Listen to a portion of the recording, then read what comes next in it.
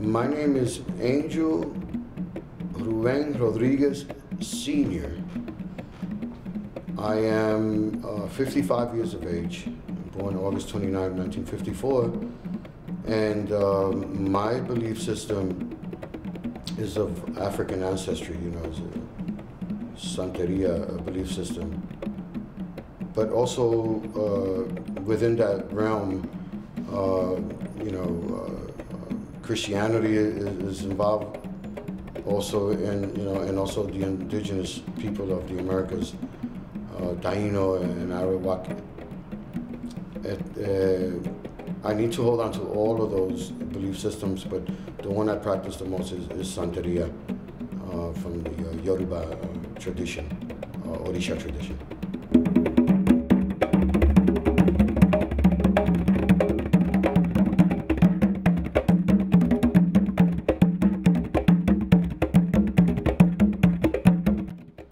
And these were like many other enslaved Africans that were brought to the Americas. Big concentration of them ended up in Cuba. But then when it got here, it's, the enslaved Africans had to camouflage. This story has been told over and over again, I know, but that's where the word Santo or Santeria comes from, because it's the Catholic saints that camouflage the belief systems for the enslaved Africans, like that they weren't persecuted and so forth. So it was a pretty good system, and a lot of people, any Santero that you might ask today in the Latino community, and you ask them if they believe in Jesus, they're going to tell you, yeah, because Jesus is embedded in our community. So there's a lot of changes that came and a lot of things that were added to this belief system once it got to the Americas.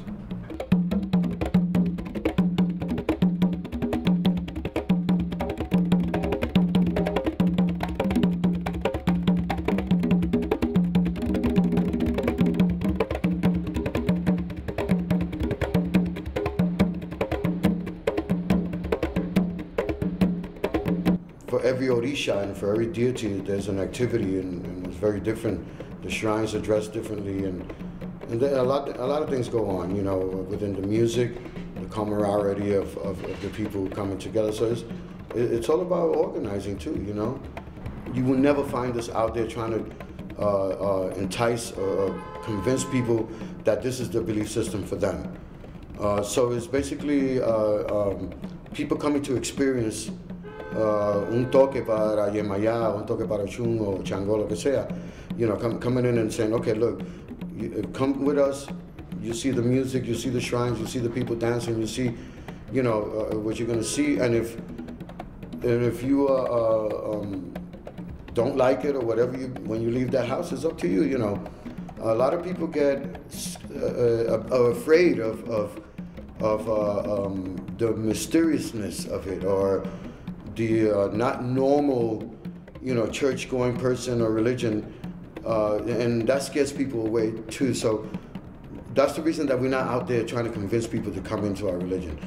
Like I said, people come to us, they see if it's okay with them, and they feel that it's, this is what they want to do, then we we coach them into how it goes and the rules and everything else that goes along with it. But I think that's the way it probably comes together for youth and community.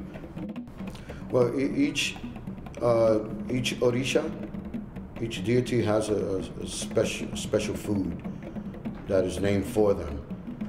So there's many different cultures involved in the food. Because you have your Cuban rice and beans, like black beans, and you have your juca, and so it's almost like African and indigenous together, and with a little European taste in it, and like I said before, the belief system has evolved. The foundation is still the same, but it has evolved, in many different ways, in the foods, in the songs, but the food is fantastic, and there's always enough for everyone, but only a few things have changed. Like I remember when I 35, maybe 40 years ago, I started getting into playing the music, and we would sit the Omo Anyas would sit in a table, right?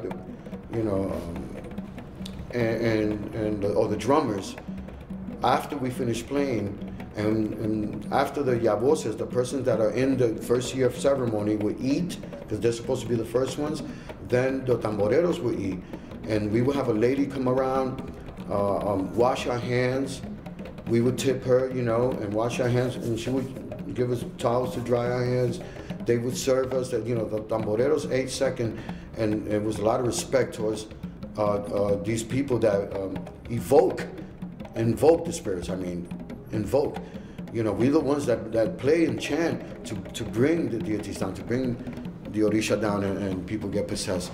So we play an important part, an important role. But I noticed that here we are, 2010, and I have to get online to get food after a ceremony with a paper plate. And you know, I mean, there's seems like that kind of tradition has left us, and that's where the evolution of a lot of things.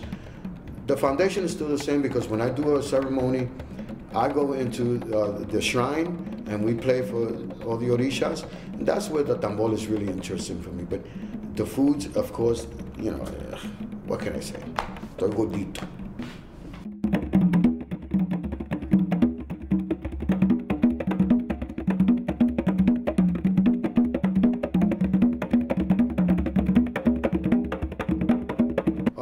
Anything about Santeria was Yemaya olodo awoyo Yemaya, and that was sung to me by a gentleman, Mr.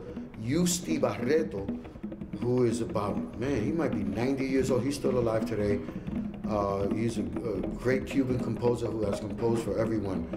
And I was sitting on Shakespeare Avenue in the South Bronx. I was a young kid, maybe 16.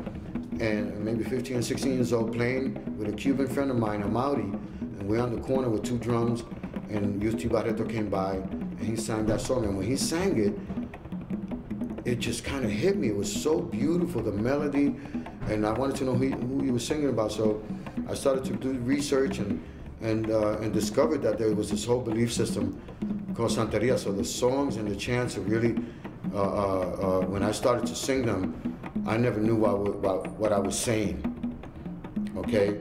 Because there wasn't a lot of translations done, but I know that I felt the music, and that I felt that 6/8 and the shekeres and the chanting. It was so beautiful for me. I knew that's where I belong, you know? So the music plays a very, very, very, very important part, and a very important role in this type of belief system, you know, in the Santeria belief system.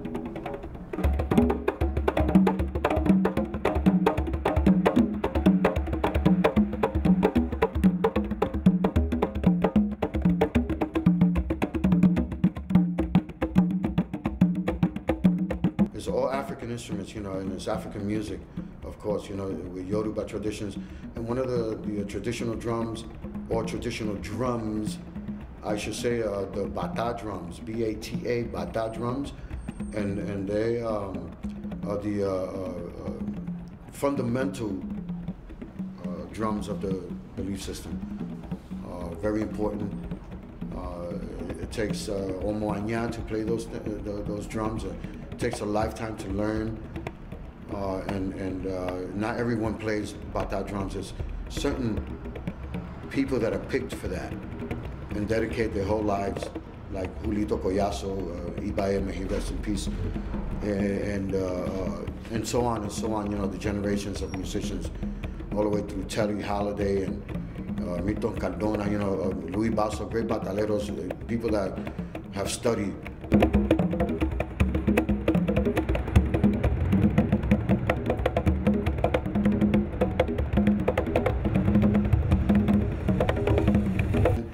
Other ceremonies that we play maybe anywhere from 3 to 5 guiros, chequeres, one conga, which is a traditional way, and a cowbell. And we do the Orisha songs like that. Sometimes it might involve a cajon or 2 congas. You know, I've seen it up to 3 conga drums.